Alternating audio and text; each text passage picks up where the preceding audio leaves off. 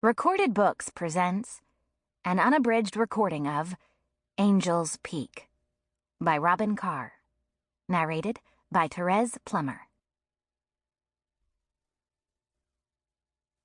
Chapter 1.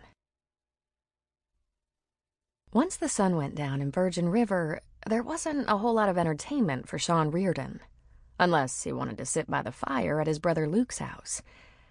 But sitting all quiet and cozy while Luke and his new wife Shelby snuggled and said sweet little things to each other was a special kind of torment he could do without. Sometimes they just faked being tired so they could slip off to bed at 8 o'clock at night. More often than not, Sean just made it easy on them. He'd head over to a larger town on the coast where he could enjoy the sights and do a little window shopping. Maybe meet a woman of his own. Sean was a U-2 pilot stationed at Beale Air Force Base in Northern California, a few hours south of Virgin River. He had accumulated a ton of vacation and could only carry over 90 days to the next fiscal year, so he had a couple of months to kill. His brother had just gotten married, and Sean had been his best man. After the wedding, Sean decided to stay on in Virgin River and use up some of his leave.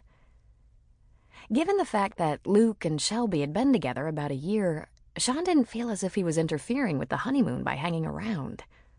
All that lovey-dovey stuff was not so much about them sealing the deal as it was about them still being hot to trot, as if they'd just met.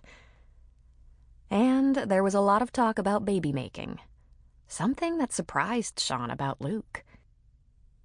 However, Luke's willingness to step up and try to nail that egg, night after night after night, that did not surprise Sean in the slightest. During the daytime, Sean always had lots to do. There was plenty of upkeep on the cabins Luke and Sean had bought together as an investment, and which Luke now managed and rented full-time. There was hunting and fishing. It was still deer season, and the salmon and trout were fat. The river ran practically outside the front door. Luke and his helper Art were catching so many fish that Luke had to buy a shed, run some wiring to it from the house, and invest in a big freezer. There was no denying the appeal of the Virgin River area for a guy with time on his hands. Sean was an outdoorsman at heart, and the October colors in the mountains were awesome. It wouldn't be all that long before the first snowfall, and soon after that, he would have to get back to Beale. So, in the meantime, all he wanted to do was find a nice bar with a fireplace to relax next to, one without his brother and sister-in-law cuddling up in front of it. "Ready for another drink, pal?" the bartender asked him. "I'm good, thanks. I didn't come in here to check out the architecture, but the detailed carving in this place is impressive," Sean replied. The bartender laughed. "Two things are obvious about you. You're not from around here, and you're military. Okay, I admit the haircut is a giveaway. But the rest?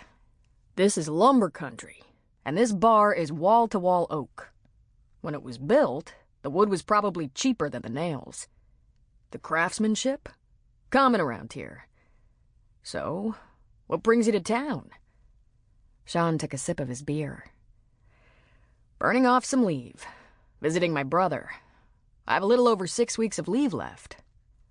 I used to hit the bars with my brother, but his running days are over." "War injury?" the bartender asked. "Battle of the sexes. He just got married." The bartender whistled. "My condolences." Tonight, Sean had landed in a large upscale bar and restaurant in Arcata. He occupied a spot at the end of the bar where he could get a 180-degree view of the place. So far, it appeared as if all the women were with husbands or dates. But that didn't diminish his pleasure. Sean wasn't always looking for a pickup. Sometimes it was nice to simply appreciate the view. Since he was going to be spending some time in this part of the world, he wasn't opposed to the idea of getting to know a girl, take her out, maybe even get a little up close and personal. All such thoughts were suddenly stopped and were replaced by, "Ah, looks like I just hit the jackpot." There was a ripple of female laughter. Sample complete. Ready to continue?